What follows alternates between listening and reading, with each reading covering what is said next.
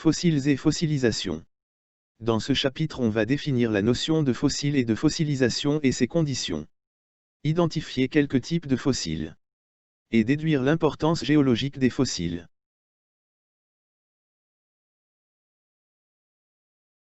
Introduction.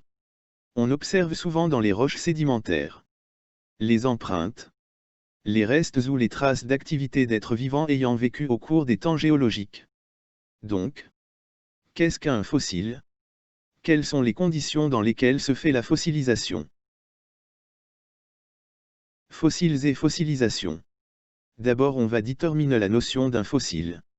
D'après les documents ci-contre, on constate que les fossiles représentent les restes ou les traces d'activités d'êtres vivants, animaux ou végétaux conservés au sein des couches sédimentaires. À titre d'exemple, empreintes de pas, graines, os, dents, plantes.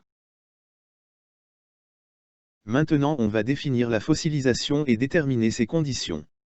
La fossilisation est un phénomène qui permet la formation des fossiles. Les parties molles des organismes vivants ont tendance à se décomposer rapidement alors que les parties solides se conservent mieux. La description des étapes de la fossilisation de l'ammonite.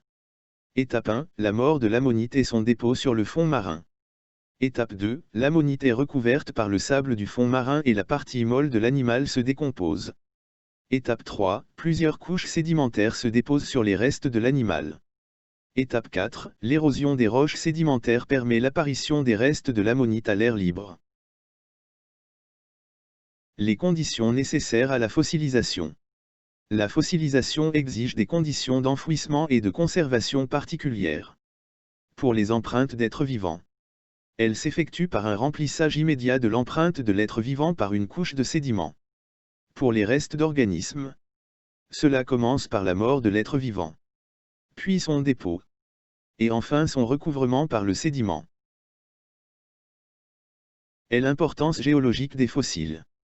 Rôle des fossiles dans la datation des sédiments et la détermination des milieux sédimentaires.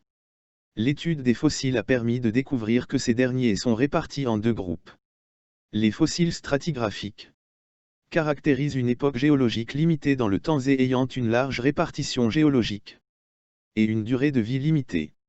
Les fossiles de faciès. Fossiles à répartition géologique limitée et dont l'existence s'étale sur une longue époque géologique. Ces fossiles permettent de déterminer les milieux de sédimentation et la paléogéographie, et l'adaptation aux milieux de vie. Types et exemples de fossiles. L'importance géologique de chaque type de fossile. Les fossiles stratigraphiques permettent la datation des couches sédimentaires. Les fossiles de faciès permettent de déterminer les milieux de sédimentation et la paléogéographie. Exemple de fossiles stratigraphiques. Trilobites. Les ammonites. Exemple de fossiles de faciès. Les fougères. L'oursin. Ces images montrent. Le trilobite est un arthropode marin dont le corps est formé de 3 lobes. Il a vécu il y a 200 millions d'années.